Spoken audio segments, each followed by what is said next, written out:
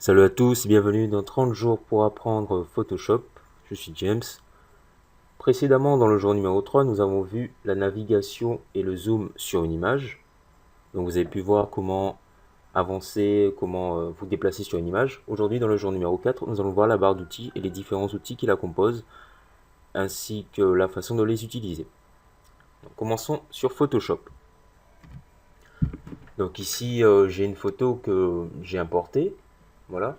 Donc ici, la barre d'outils, nous avons différents outils. Nous avons pu voir précédemment quelques outils, l'utilisation de quelques outils. Donc, nous allons commencer par le premier outil qui apparaît ici, donc l'outil rectangle de sélection, raccourci clavier M. Donc je vous invite à mémoriser un peu tout les raccourcis. Donc ici, le premier outil, on clique dessus. Donc il permet de faire une sélection, donc la sélection se fait au choix, comme ceci. Et donc ici, on a dans la barre d'options des options. Alors, donc en cochant ici sélection, donc ici ça correspond à la sélection unique, on fait une sélection unique. Donc ici, on a la possibilité de faire une sélection, d'ajouter une sélection à la sélection précédente. Donc on peut faire divers sélections. Donc je précise que la sélection doit se faire uniquement sur un calque. Elle peut se faire sur des calques contenant des pixels ou des calques non pixelisés. Mais pour déplacer cette sélection, il faut que les calques contiennent des pixels. Voilà. On a la possibilité aussi d'enlever les sélections, donc par exemple comme ceci. Voilà. Donc je peux aussi ajouter la sélection à cette partie comme ceci. Et ici, l'intersection de sélection. Donc on a aussi la possibilité de passer le mode du calque, enfin le mode de la sélection sur propriété fixe et tout. Donc voilà, on verra ceci par la suite dans d'autres jours. Et ainsi que le contour progressif. Donc, en restant par exemple sur la sélection unique, qui permet d'avoir une seule sélection, on peut passer vers la sélection en ajouter, donc c'est-à-dire ajouter une sélection en plus. Il vous suffit juste d'utiliser des touches du clavier telles que Shift ou Alt. Donc je fais ma sélection, je maintiens Shift enfoncé, on voit un plus qui apparaît à côté de la croix, donc ça me permet d'ajouter une sélection. En maintenant Alt enfoncé, ça me permet d'enlever une sélection. Voilà.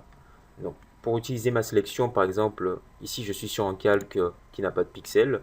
J'appuie sur V pour prendre mon outil de déplacement ici, que l'on a vu. Et je vois une paire de ciseaux qui apparaît. Donc je clique dessus et là immédiatement j'ai un message qui m'indique que mon calque n'a pas de pixels. Voilà, donc je dois chercher un endroit sur mon calque où il y a des pixels. En l'occurrence sur celui-ci il n'y a aucun pixel, donc je peux le désactiver, le supprimer. Et je me positionne ici, donc ici on voit la photo, et là j'ai tout plein de pixels. Donc, je vais peut-être mettre en vignette moyenne, voilà. Et là je peux effectuer un déplacement et tout. Comme ceci. On a aussi ici l'outil ellipse que l'on retrouve ici, raccourci M également, donc Shift M pour interchanger, voilà. Qui permet de faire une sélection de type ellipse, donc de faire en cercle, en rond. Donc plusieurs sélections du même type, c'est pareil. Donc pour faire une sélection de parfaite dimension circulaire, maintenez Shift enfoncé, cliquez et faites glisser. Pareil pour le carré, comme ceci. Donc il vous suffit juste de faire ceci, voilà, et vous avez une sélection. Donc pour désélectionner, tout simplement, allez ici dans l'onglet sélection, désélectionner, faites un CTRL D. Donc ici, maintenant, voyons l'outil lasso. L'outil lasso est aussi un outil de sélection. Donc ici, on n'a que des outils de sélection, comme on peut le voir. Donc j'ai parlé de différents groupes dans les vidéos précédentes. Voilà, l'outil de sélection lasso, il vous permet de faire une sélection à la main, à main levée, si on peut dire. Comme ceci. Donc il vous permet de faire une sélection. Voilà, il vous suffit juste de faire ceci. Hop, hop, hop, hop, hop, hop. Voilà. Comme ceci. Et voilà. Donc il s'agit essentiellement d'une sélection faite à la main. On peut également enlever cette sélection, donc pareil que les autres outils, utiliser Shift ou Alt pour enlever, comme ceci, et utiliser l'outil de déplacement pour déplacer. CTRL D pour désélectionner. On a l'outil lasso polygonal aussi qui permet de faire des sélections un peu plus précises, donc à chaque clic on a un effet magnétique qui s'applique. Voilà, donc c'est une sélection un peu plus poussée. Donc ensuite, après avoir fait la sélection, il suffit juste de revenir au point de départ. On voit un petit rond qui apparaît, ce qui signifie que l'on ferme la sélection. Voilà. Aussi, on peut ajouter une sélection. Donc les outils de sélection sont identiques au niveau des raccourcis pour ajouter ou supprimer une sélection. Ici, on a l'outil baguette magique, et donc l'outil baguette magique qui permet, entre autres raccourci W, de faire une sélection plus précise, enfin une sélection en fonction des tons de couleurs. Donc cet outil va chercher tous les tons, toutes les couleurs, toutes les luminosités, enfin tout ce qui concerne les tons, en l'occurrence gris, noir et blanc, et voir tout ce qui se rapproche. Donc en effectuant par exemple une sélection ici sur le noir, enfin sur le côté, il va me chercher tous les tons qui se rapprochent, et bien entendu on peut changer la tolérance. Donc en mettant la tolérance à 0, je vois que la sélection est différente, et en mettant la tolérance à 255, ça me prend tout, puisque voilà, je tolère tout. Donc je peux réduire et faire une tolérance un peu plus poussée. En réduisant, si je choisis ici, ça me fait une autre sélection. J'ai l'outil de sélection rapide qui permet en fait, lui il va chercher, il va essayer de faire des formes, enfin de trouver des formes sur l'image, même si elle n'est pas en 3D. Donc des parties, voilà, donc ça marche beaucoup mieux cette sélection rapide sur des images de type vecteur ou des textes et tout. Pourquoi? Parce que c'est plus lisse, il y a moins de pixels. Il n'y a pas du tout de pixels plutôt sur les vecteurs. On a l'outil recadrage ici. Donc l'outil recadrage qui permet essentiellement d'effectuer un recadrage. Donc sur CS6 il est différent. Enfin sur CS5 et CS6 il est légèrement différent aux versions antérieures. Donc toute la partie qui n'est pas grisée, c'est-à-dire tout autour, signifie qu'elle ne sera pas prise en compte. Donc il me suffit en fait de cliquer ici ou d'appuyer sur Entrée pour valider. Donc ici on a la possibilité dans la barre d'options de supprimer ou de garder les parties qui ne sont pas les parties grisées. Donc ici j'ai décoché supprimer les pixels rognés, je valide par OK. Ce qui me permet en fait en prenant l'outil de déplacement ici, raccourci V, de me déplacer toujours et j'ai toujours mon image de départ. Ensuite en prenant l'outil recadrage, raccourci C, je peux réadapter et tout. Donc si je supprime, bien entendu, si je coche cette case, je ne pourrai plus retourner. Donc je serai obligé de fermer ou de ne pas enregistrer ou faire un CTRL Z. On a aussi la possibilité d'adapter le format. Donc ici on a le choix entre la forme libre et tout. Donc je peux adapter aussi donc en carré. Par exemple, j'avais réalisé un tutoriel pour faire une image Instagram et tout. Voilà.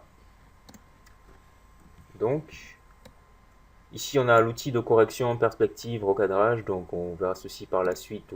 Vous pouvez le voir seul également aussi. Un outil ici, l'outil de sélection pipette. Donc l'outil de sélection pipette, donc je vais revenir, je vais faire un comeback, voilà. La pipette, donc c'est un outil de sélection de couleurs en fait. Ici la couleur apparaît dans le premier plan. Donc si par exemple vous voulez peindre et tout, vous pouvez garder des couleurs, par exemple les cheveux, ici, changer, je vais prendre la couleur poitrine, voilà. Donc, les couleurs ne sont peut-être pas les mêmes par rapport vu à l'œil nu, mais bon, Photoshop n'est pas un dieu non plus, il faut dire, donc il fait le maximum pour récupérer les couleurs. Ici, donc on passe dans une autre catégorie, ici, donc c'est en ce qui concerne la retouche, et peindre et tout. Donc ici, on a l'outil correcteur localisé, raccourci J, donc qui permet d'effectuer, donc je vais juste augmenter un peu l'épaisseur pour que vous voyez. Donc ici dans la barre, tout ce qui concerne les pinceaux, les broches, les corrections et tout, on peut changer la taille en effectuant soit un clic droit ici sur l'image, soit en allant ici dans la barre d'options. Donc c'est à peu près les mêmes options. On peut changer l'angle, augmenter le pas. Donc le pas, c'est-à-dire l'espacement qu'il y aura entre chaque coup de pinceau et autres, l'épaisseur, la taille, entre autres, et la dureté du pinceau. Voilà, donc je peux faire une correction, donc comme ceci. Voilà, et donc il va me chercher en fait des pixels quelque part. Je peux faire un CTRL Z pour revenir, donc il va juste me faire une correction. par exemple, si je sélectionne cette partie, je veux essayer de la supprimer, il va aller me chercher une autre partie différente. Donc cet outil n'est pas super, il ne fonctionne pas pour tout. On a aussi un autre outil de correction un peu plus perfectionné, donc l'outil correcteur, entre autres, qui va me permettre d'effectuer d'autres corrections. Donc, il fonctionne aussi avec les touches du clavier, donc notamment avec Alt et non pas avec Shift.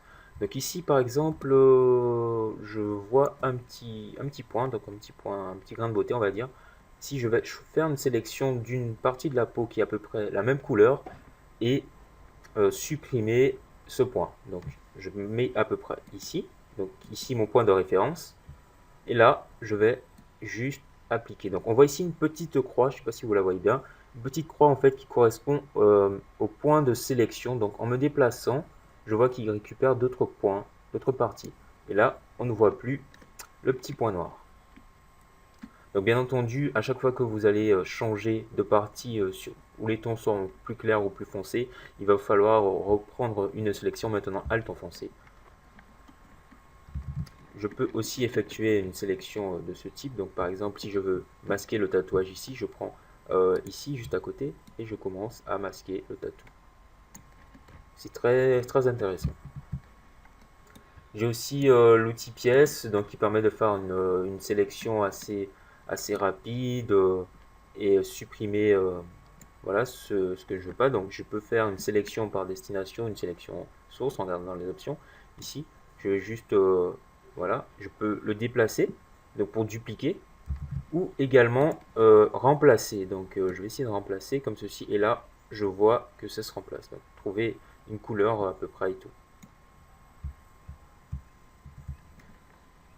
Donc on a aussi sur CS6 l'outil de déplacement basé sur le contenu, ce qui me permettra en fait ici, donc j'ai deux modes dans les options, soit déplacer mon contenu,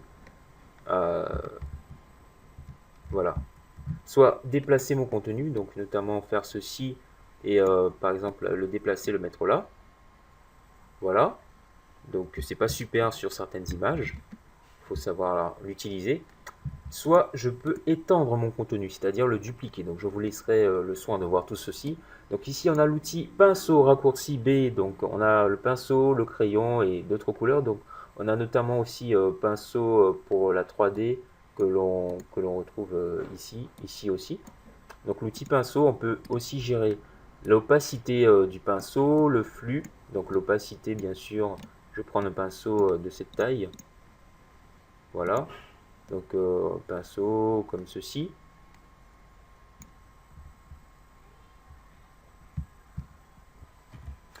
Voilà. Tranquillement. Donc le pinceau il me permettra de peindre sur mon calque, etc. Effectuer comme ceci. Donc en augmentant l'opacité, je vois que la couleur est plus prononcée. En réduisant le flux, donc là j'aurais dû le flux, je le mets à 1. On voit que c'est pas du tout fluide. On voit à peine. J'augmente le flux à 100. On fait une petite différence, mettant à peu près ici. On voit que c'est moins fluide. Voilà, on a aussi l'outil tampon de duplication qui est à peu près similaire à l'outil correcteur. Donc on a notre outil pinceau. Ici la gomme, donc la gomme qui est très utilisée quand on est débutant, donc qui permet en fait d'effectuer des gommages. Donc en général quand on est débutant, on essaie de gommer comme ceci les parties, voilà. Donc ça c'est quand on est débutant, mais c'est pas très orthodoxe, ça prend du temps, c'est pas super. Donc ça c'est quand on est débutant, mais bien sûr quand on évolue, on apprend plus et on sait comment utiliser. Donc c'est rarement utiliser la gomme par la suite, sauf si vous voulez faire des petites retouches vite fait. On a aussi l'outil gomme d'arrière-plan qui permet en fait de gommer l'arrière-plan et tout. Et on a la gomme magique, un peu comme la baguette magique qui va sélectionner certains tons, certaines couleurs et qui va les effacer automatiquement. Ici, on a l'outil pot de peinture qui permet, entre autres, de remplir une sélection, donc en ajoutant une couleur. Ici, j'ai un calque vide, comme je peux le voir là, j'ai un calque vide. Donc, en cliquant sur mon calque vide, ça remplit automatiquement mon calque. En l'occurrence, si je me mets sur une image, il va choisir les parties de l'image qui ont les mêmes couleurs et il va lui appliquer la couleur, comme ceci. Donc CTRL Z ou CTRL ALT Z pour revenir un peu plus en arrière. Ici, on a l'outil dégradé, donc qui permet d'effectuer un dégradé sur une image. Dans la barre d'options, on voit que nous avons plusieurs dégradés, une possibilité d'inverser et de simuler les dégradés. Donc voilà, pour en fait simuler le dégradé, je vous montre. Donc je vais effectuer un dégradé comme ceci. Donc je crée un nouveau calque et je fais mon dégradé. On voit mon dégradé ici. Donc il est en mode losange. Voilà, donc si je fais un CTRL Z, je le fais un dégradé en mode radial, comme ceci. Ici, on a la possibilité d'inverser ou de mettre normal le dégradé, donc ça se fait directement. En cliquant, j'en reviens, donc en cliquant ici, j'ai la possibilité de changer les couleurs, d'enregistrer des dégradés et tout. Donc j'ai un dégradé qui est appliqué là. Je peux changer les couleurs, un peu comme ceci et tout, valider. Voilà, et donc là, j'ai dégradé radial, linéaire, angle, réfléchi et losange. Donc essayez tout ceci. Donc les modes de fusion pour les dégradés et tout, superposition et autres. Donc moi, personnellement, je préfère créer mon calque et changer le mode de fusion de mon calque. Donc on verra ceci par la suite. Donc pour enregistrer un dégradé, c'est tout simple. Il vous suffit de cliquer ici sur la petite flèche, choisir une couleur, par exemple celle-ci, et garder celle-là. On peut aussi ajouter des points pour ajouter des couleurs. Pour supprimer les points, il suffit de cliquer et appuyer sur supprimer ou faire glisser directement. Donc pour enregistrer, il suffit de saisir le nom, donc saisir test, je mets TED, et là j'appuie sur nouveau et mon dégradé est enregistré. Voilà. Ici on a l'outil doigt qui permet de faire un peu n'importe quoi, d'élargir un peu et tout. Ça peut faire un effet sympa sur certaines photos, donc on peut changer l'épaisseur et tout. Donc ça fonctionne un peu avec la broche, un peu comme la broche, comme les broches, les pinceaux en option. L'outil goutte d'eau qui permet en l'occurrence d'avoir un flou,